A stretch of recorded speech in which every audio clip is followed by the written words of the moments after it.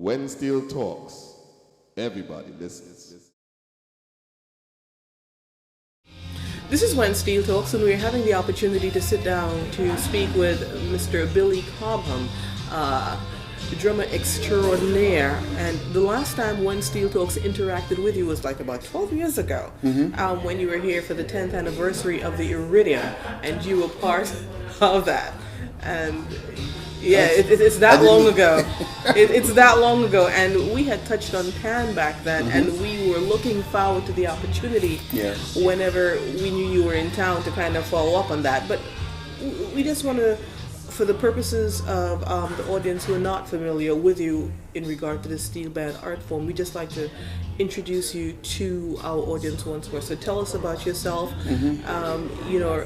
What keeps your passion for drumming going, from music in general, for performing, but also tell us about Mr. William Cobham as you grew up, from your Panamanian roots, being born there, coming to New York, just share with us. And Sure. I was born in 1944. You're not shy about the age. Not at all, but I can't change it. Hey. So I've learned to live with it, and try to enjoy myself while I'm here.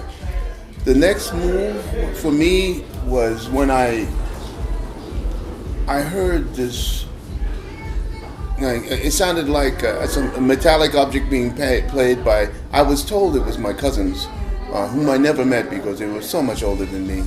I was 3 years old, and they were banging on a bunch of oil drums in the back, as I was told, making pan. Yeah, they played and made them at the same time, and we spoke about that. Right. And I said, okay, making pan. What? I can't imagine what I made of it, except that it sounded like something otherworldly at 3 years old. So it was just beginning to walk. We were living in I believe, an area that is now flooded, and under a body of water named the Lake of Gatun. Okay, it's Gatun Lake, and it's the holding area for the Panama certified tankers that go through the canal. The canal, right. But you see, there also was a region also called Silver City. Silver City was where the black Panamanians and West Indians and Africans lived, mostly.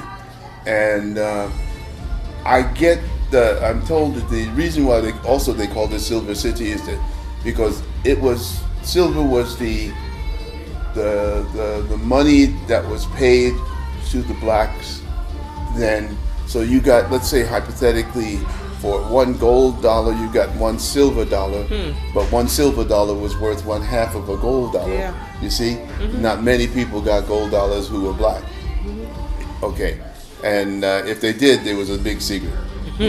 So, that said, without going into that social question, which I'm sure everybody knows, we then got into the situation where, as I see the pictures of my grandfather and all, and how, because we was self-sufficient family, a big family as I understood it, from my mom's side, lots of sisters and brothers. All hence passed on except for one that I just found. 2 days ago. So what has happened back in those days is to listen to the music, because it was always played in a way that was highly communicative.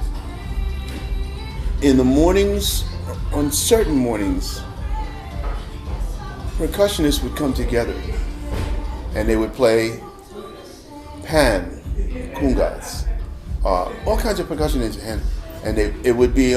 I thought it was, and I think now I could never think at the age of 3 or 4 years old, candomblé or macumba, but it was leaning in that direction, on one level or the other. It was really, really very, very. It sort of controlled the mind. It was. So this is from whence your love for percussive I had no instruments. choice. Yeah. Okay, so you were just into it from that point. Yeah. So cousins cousins. So Yeah. when did you move to I America? moved to. As a matter of fact, just right around then, I moved to New York So with you were my like about mom and dad. My 3, dad was 4? a statistician, a mathematician. He had this gift, but he was also a piano player. Again, because of mathematics and because of the mind and his ability to retain, which I got a little bit of. He could come to you. His computer was always working. It got him in a lot of trouble in another way because he didn't have patience with people who didn't have that work. Yeah. So there was a downside on that side too socially. But when he saw numbers, boom, he could tell you the addition. He could add up infinite amounts of numbers and give you to the second or third power Okay. figures.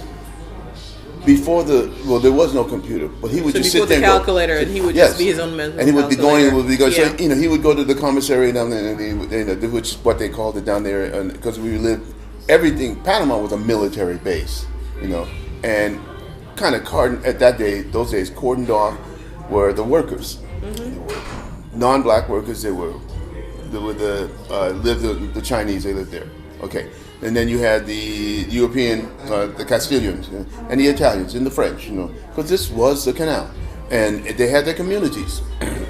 Okay, he could just go, and if something was to be bought or to be sold, he knew exactly what the numbers were, how much. He could figure it all out here in seconds, literally. It was like a matter of just speaking.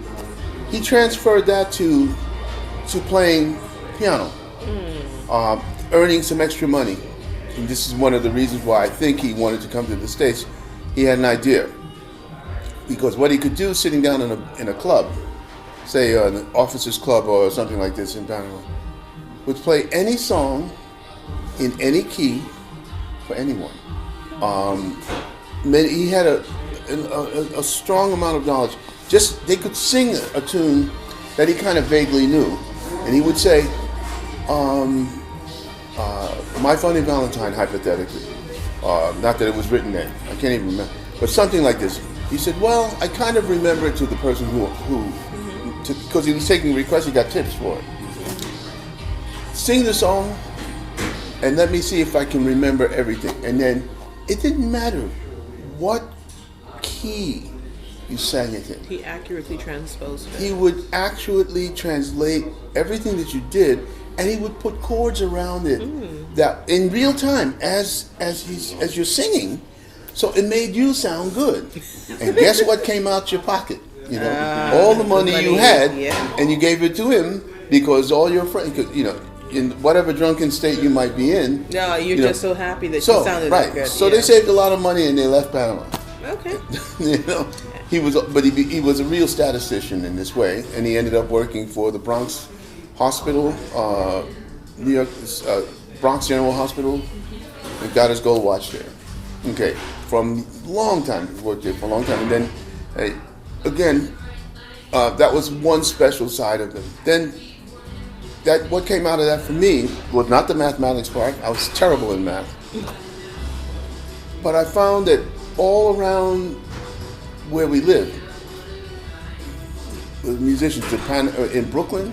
Interesting. Oh boy, Bed-Stuy had musicians that couldn't. I live on Chauncey Street, 89 Chauncey Street. And it's interesting because one of the questions we wanted to talk about was Randy Weston. Yeah. He is a living legend. I think he just turned 90, and he's a pianist. And he spoke about, in New York, living on the blocks and culturally and artistically how much that impacted on him. Yeah. So we wanted to find out as well, what was that impact on you when you moved from Panama to New York?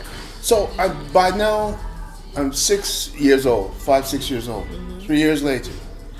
And in the summertime, I noticed, if you know Robert Fulton Park, at the very end is like it's not a gazebo, we call it, maybe a possible gazebo. It's a brick building made of cinder blocks, but it's all yellow.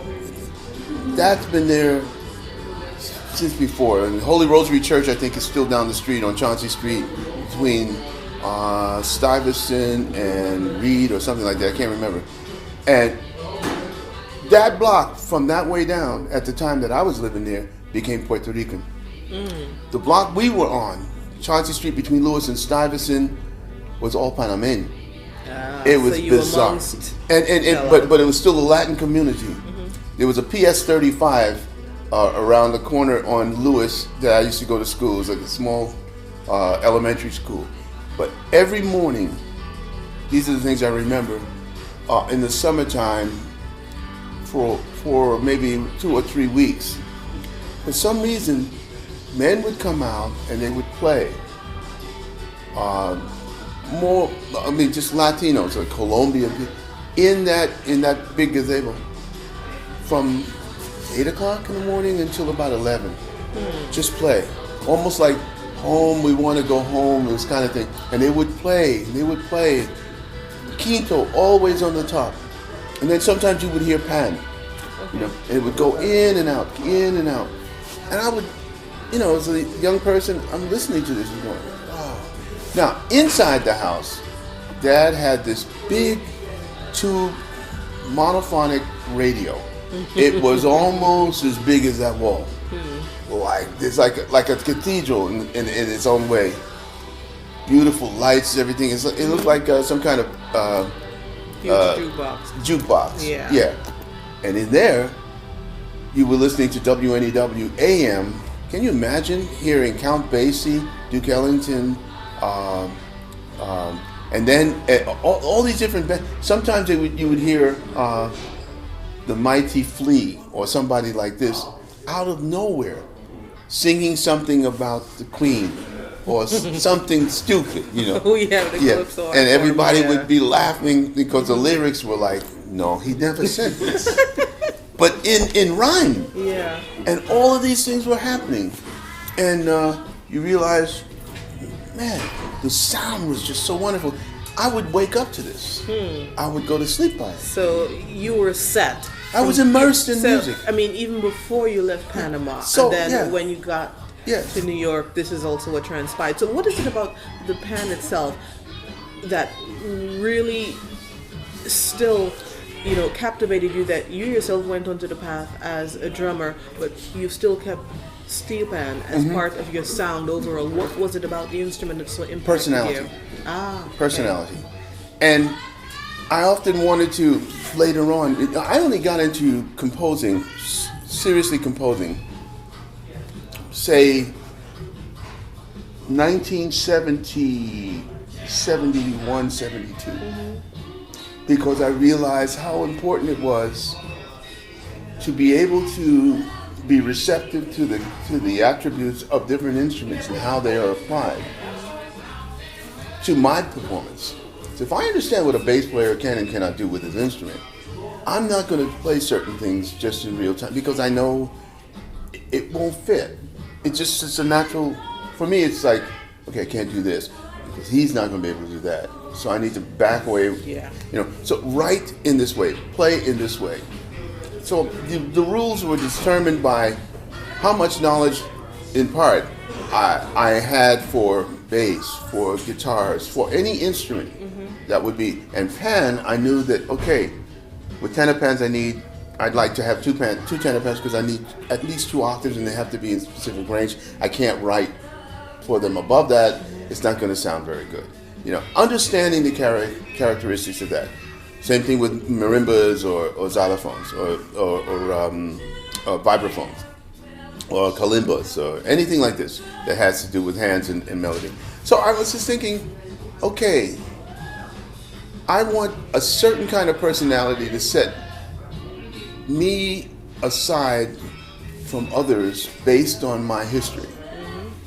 My history is with the Afro-West Indian community and Latin community.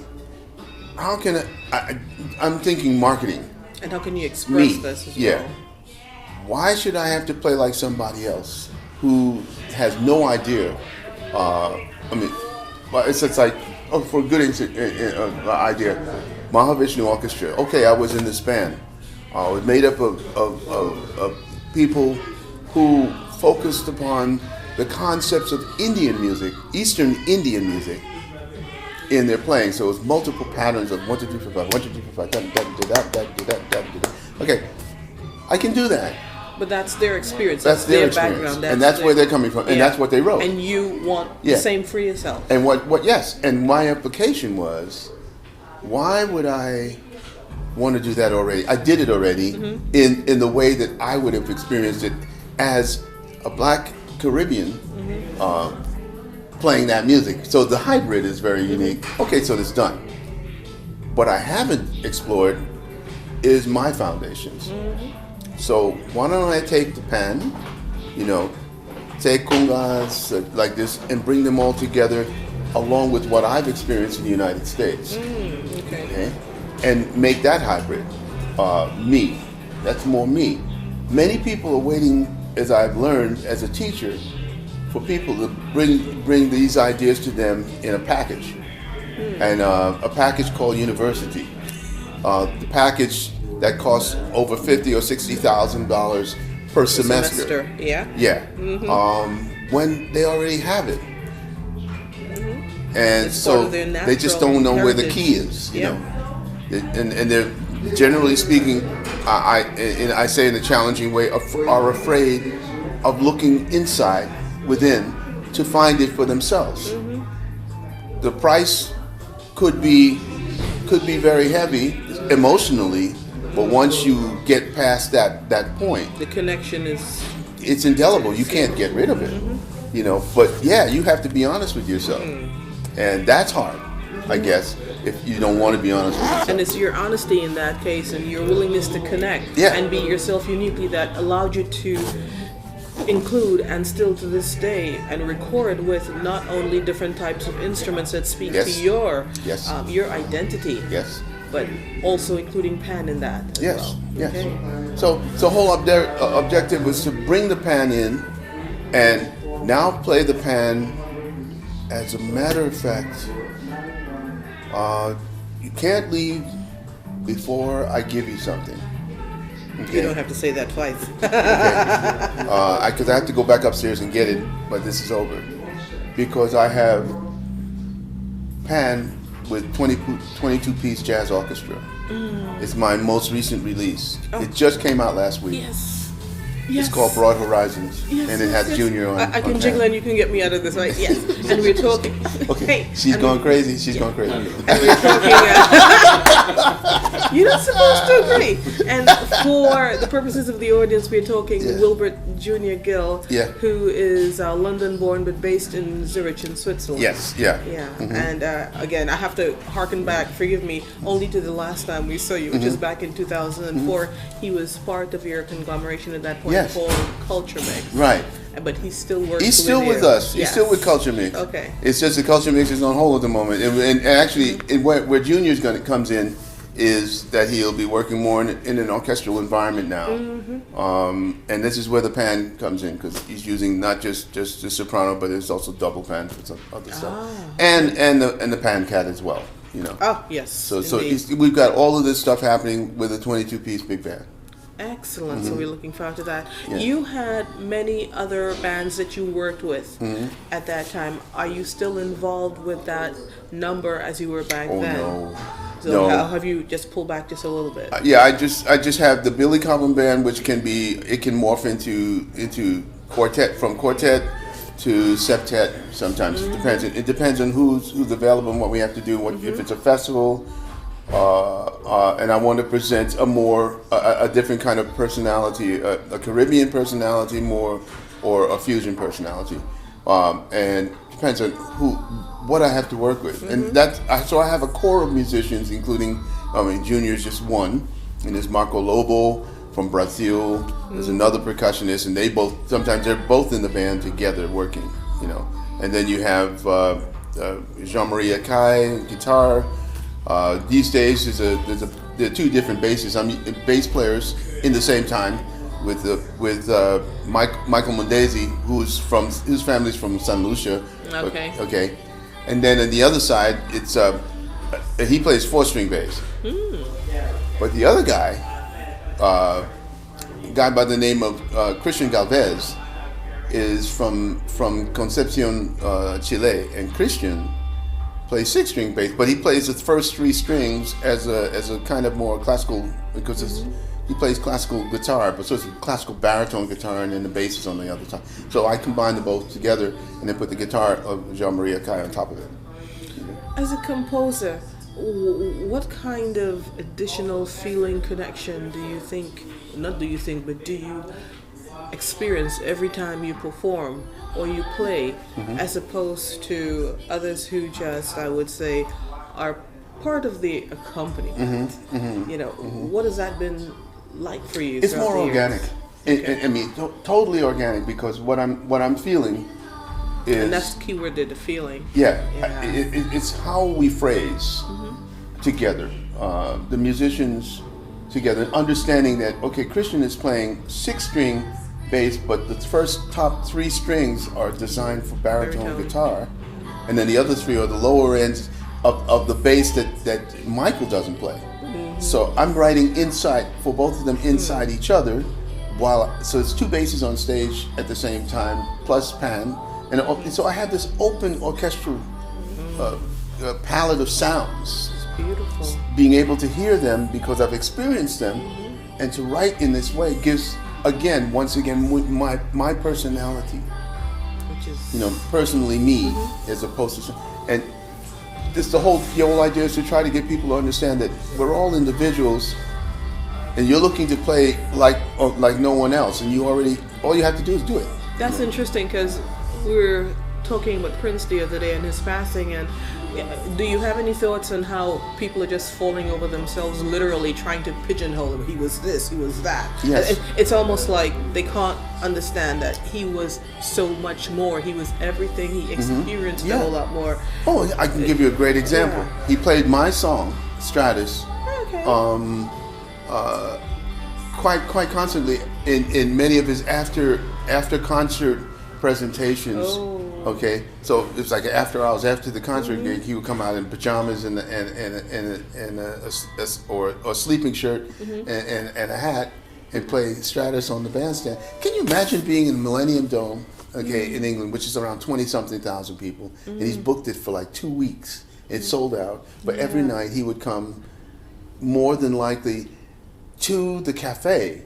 The Millennium Dome Cafe holds 1,500 people. It was jam solid packed on word of mouth, about the after hours. And the first tune they would play was Stratus.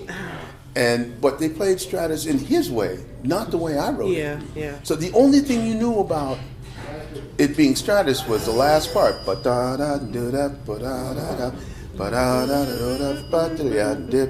That's it. Everything else was completely different. Right? Because I was playing that last night, I was like, yeah. And you say, okay, so people go, well, how you feel about this? And I said, send the money to this publishing company over here. Here's the address, okay? Just send it. I don't care. I'm going to sleep. I'm not going to be listening to this. Because, it's his thing. But that's, if you're covering somebody else's tune, can you imagine, I'm dreaming of a white Christmas. You know how many times Bing Crosby, they covered this tune. That's what publishing's about. It's not the way it was written originally. Yeah. Keys changed, all of this. And of course the artist is interpreting it in his or her way. Why not mine? Well, you worked with some really, really great people during your lifetime. Yeah. So people like Miles Davis, Stanley Turrentine, John McLaughlin, Horace Silver, Becker Brothers, and Jean-Luc Ponty, etc., Santana. It's a wide bunch. Do you ever find that there was a common thread? Yeah. What was it, beside excellence? Oh, no. The common thread was the way that we interpreted the music, and the way we agreed to collaborate to create a musical environment based on the sonic sound, on the sounds, Like, for instance, if you take Miles, it wasn't about how much the technique he had, but how he used it. So even though he can go all of this, right? Sometimes there's a piece that was written that he plays on called Quiet Nights, Quiet Storms. It's with it's an album called Quiet Nights, Gil Evans plus 19 or something like this. It's an orchestra, 19-piece orchestra. Miles, it was like who wrote it? It's a Brazilian tune.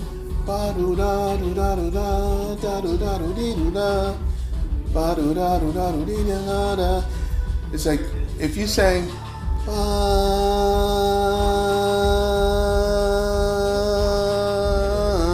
before, listen.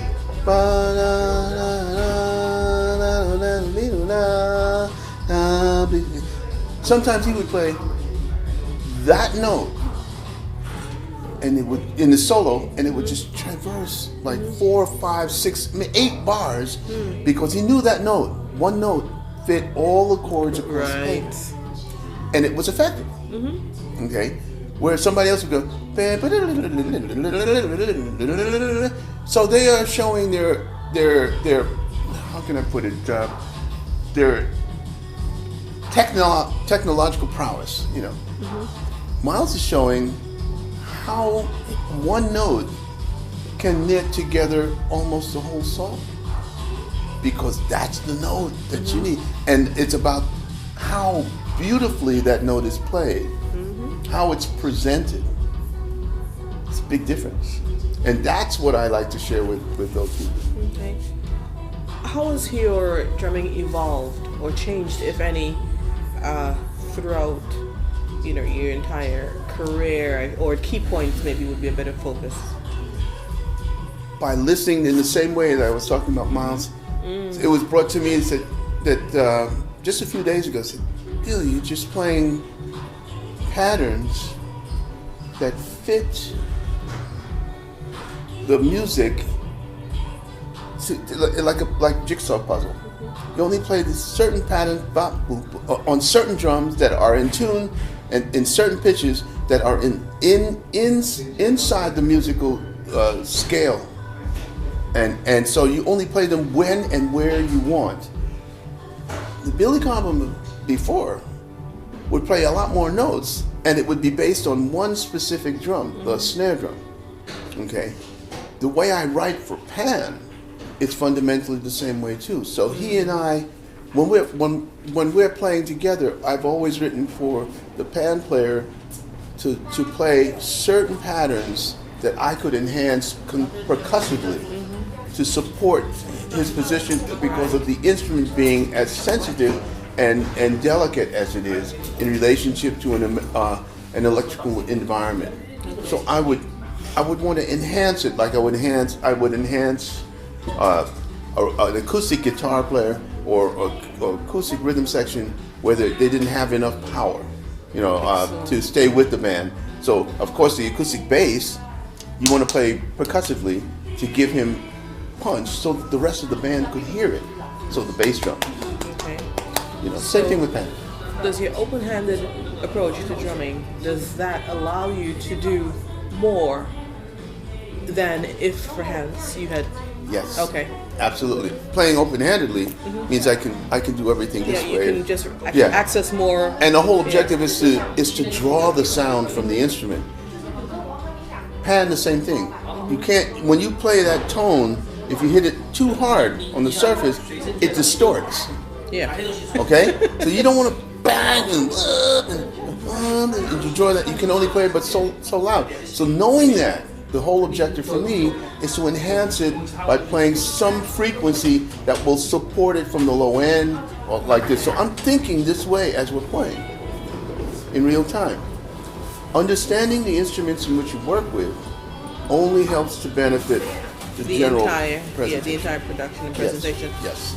How did you come to, engage and retain open-handed drumming as opposed to the conventional? Well, that's my brother's fault. Wayne was 2, and I had gone to be. I was interviewed by. I think Dad took me to Specs Powell's drum studio in Manhattan. He was a friend of Dexter Gordon and my father, and they said, "Yeah, your kid, you should take him give Specs, give him the Specs, and take care of him. Specs was playing drums in then West Side Story or something like that. I don't know. And so I went over with my dad, and Dad said, just listen to him and see what you think. And I said, okay. And Specs said, okay, play for me. So I started playing like this, which is bass backwards to what I'm supposed to do, but that's how I felt like playing. He said to me, no, you're holding the sticks wrong. I said, why? He said, because you don't hold the sticks in your left hand like this, you hold the stick in your right hand like this. I said, oh, you mean like this? And so I did the same thing I did on the other side. Now Specs is going, wow. He looked and he was like, yeah, and he says, well, you need to, don't play like this, that's wrong. You need to play like this. And I said, why? And my father said, because he said so. I went, okay. So I played like this. And then I said, but what about if you play like this? And he said, no, that's not right. You don't play that way, you play like this. Father, play like that. I said, okay. So play like that. But now I had a little brother, and he was in the crib, and he had two shakers, he's like this time, sincerity, just having a ball, because he's just like, wow, look at all the lights and blah blah, and everything is moving, And I go over to him and say, hey Wayne, and he said, hey, what do you think of all? And I gave him the two shakers, and he's like. He starts to do this, and I'm going, I was right. Naturally, give me that. The natural approach is to use both hands as opposed to be stuck in one pattern. So I took him away, and I started playing like this. And I just quieted to myself, just decided to develop it. It was just on my own. I was very lucky. It was just thoughts, just ideas at the time. Wayne, yeah. So I was 9. Because Wayne, at 7 years old, he was 2 for sure. He was 2, and from there, saw the people, and they kept saying no, blah blah blah. But I just started. But I played this way anyway. I was in Cub Scouts, and we had drum corps and this kind of thing. At Saint Philip's Episcopal Church or something like this, and got into music and art. And now we have courses built around the open-handed approach, because now it's like just a few decades, a couple generations, and this makes a whole lot more sense. You can cover a lot more territory. And but pattern players always played this way, And I mean, just watching everybody being the gift is to be observant, to be able to watch and to also how can I say, compartmentalize and process the information that you're taking in and saying, okay, that makes sense. And just walk away with stuff. You don't have to say anything loud. You don't have to talk it up. Okay, I get it. You go back away and you say, and you take what you want from it. Let's kind of go back. I mean, okay, 2-3 years old. I'm sorry. You hearing the stuff. Your cousins making noise, playing pan. But did you ever eventually find out how pan itself became part of the social and musical and cultural landscape in Panama? Of course. Okay, so share. They came from all the other islands. Okay. To work on the locks. Right. So they brought their culture and the music. Okay. Of course. Common sense. You can't leave any place without the music. Without the pan as well. Of course. Okay. Yeah. Jumping forward. After all these years, who's the most intriguing person you've ever worked with? Gee. Too many? Everybody unique? Most intriguing? It's really difficult to say. I mean, really from the heart. I've had experiences in performance, and it seems like every experience has a story. Okay. And it makes up. It's like social building blocks, things that you learn, both negative and positive, because you have to have yin and yang and everything. It's you can't get around it.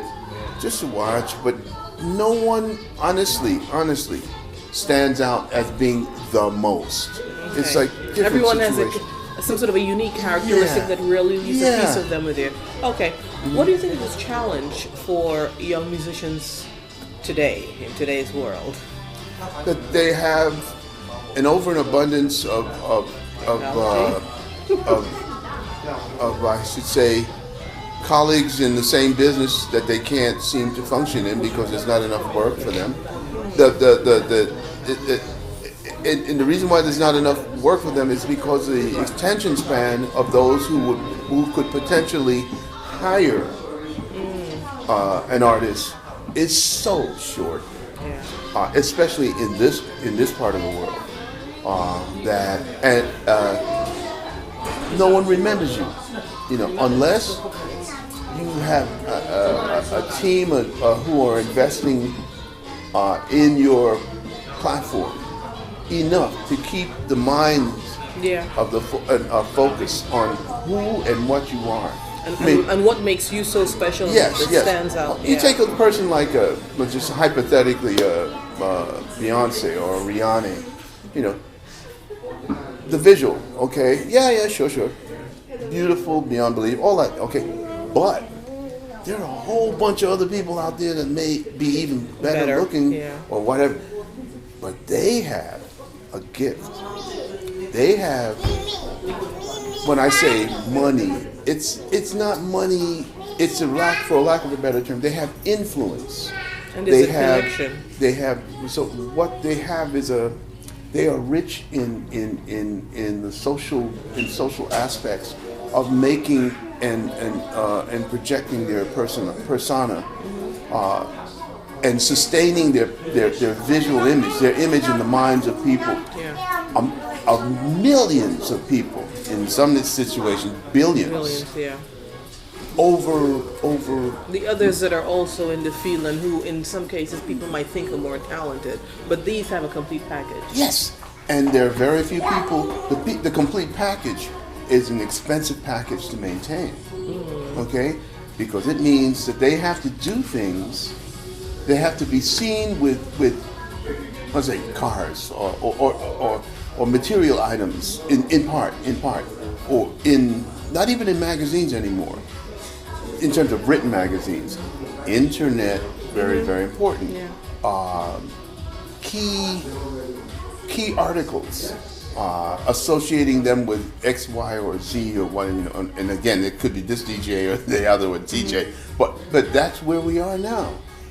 They have that, okay? They have corporations. I mean, it's like, I remember when I used to be awed by the fact that Michael Jackson was at one point, from what I understood, paying a marketing firm to keep his name and image out. So we're talking control as well. Yes. You have to have that. So when you get into bed with that devil, okay, the marriage is difficult to I mean, when you leave, you're a husk of your former self, or when you're discarded, because you'll never be who you were before they took you on. And most of us don't have that. We just have our own little bits.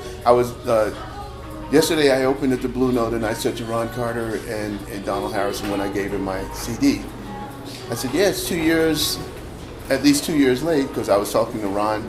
He made an orchestral big band album and he gave me one copy 2 years plus ago. And I had expected that mine would happen about the same time.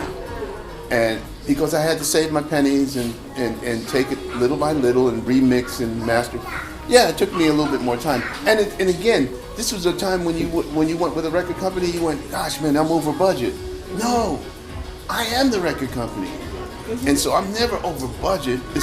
I'm more like, can I afford to continue to do this? Or when can I, timing? Anytime. Just put it out. Things have changed, And so this is what I'm up against. But what I get back in return is, I did it. Not only did I do it, but it is exactly what you I wanted. Yeah. It's not what the record company or who, like Prince says, oh yeah, you put whoever, what's it? I forget the name of the singer, Mariah Carey out there, and she she sells. They give her 19 million bucks or 20 million bucks. This was on like a Jay Leno show or something. 20 million bucks to sign a contract. Okay, but what she gets from each record sold at say $18 a CD might be less than $3. Yeah. For instance, then at the time putting out his own stuff. So he just sold it on the internet himself. Thank you, David Bowie, because he's the one that started that. And the next thing you know, she's got 19 million. He sold for the whole thing, okay? But he gets all the money on 3 or 4 million records. Totally different. So do the math. Yeah. And that's partially why he's in the state that he's in now. Yeah. Because there are a whole lot of people that didn't want him to do that. Okay? Same for me. I just do what I do. I'm never going to sell those kind of numbers. But what I am going to have is something that will last in the annals of time. You know, whereas a lot of these artists who do these kind of numbers might be a footnote down the road. Yeah. But I'll put my money on my not being that. And in that vein, and as we wrap up, you've had a fantastic career.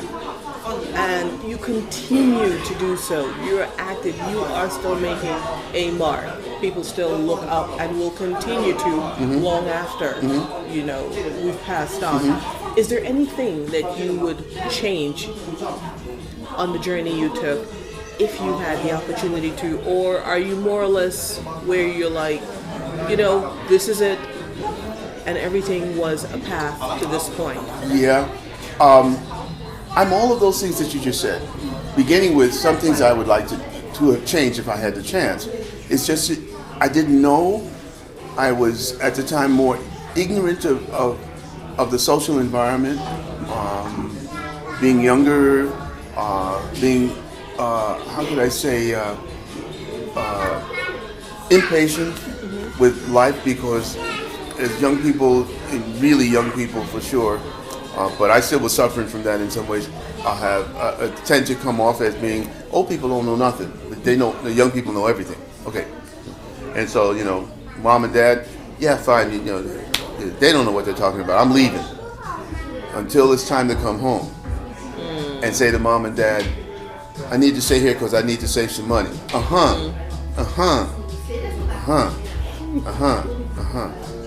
Right. And so that's another social question for another time. But, you know, it is reality. And then to be able to understand, to change that, what would I do if and I wasn't in that situation so much, but I've seen others in that situation, and I go, they come with nothing in their hands except babies, okay, and offspring, to add to already a situation that was, when they left, they didn't like. So they never made it worse. And said, well, I don't know what else to do. Where are we else going to go? Right. Okay. That didn't happen to me. I had to go out there. I was in the military, went through my whole scene, and maybe that helped. That saved my butt, because at least I gained a sense of a discipline, self-respect, which most of my people, unfortunately, do not have, and that's why we're in the situation we're in. Okay.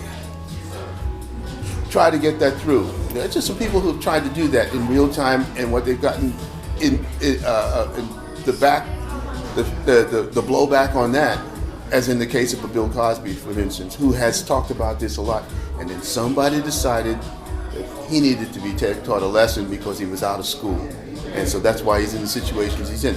That's why Prince was in the situation. That's why Michael Jackson. They start to talk about the realities of life in a way, and all of a sudden things change.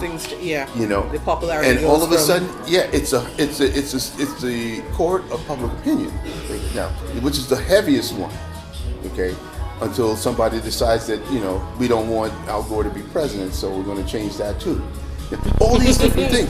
So you know, there's a cabal of and everybody goes, oh yeah, you're talking about this and that, you know, somebody's against us, a group, and it's true. Yeah. And with that, I want to say thank you. This has been worthwhile waiting for, getting to talk to you and sharing just a little bit of insight into who Billy Cobham, master drummer, percussionist, composer extraordinaire. Thank you so much for chatting with When Steel Talks. Thank you for your insight in pan. Thank you for respecting the instrument as it is, not just as a, something else on stage, but composing for it, supporting it, elevating it. I mean, with Junior and everything else and everyone else who work it. Thank you so very, very much. Daylight come and we want to go home. C'est la vie. Steelpan. Thank you. Yeah, it's all.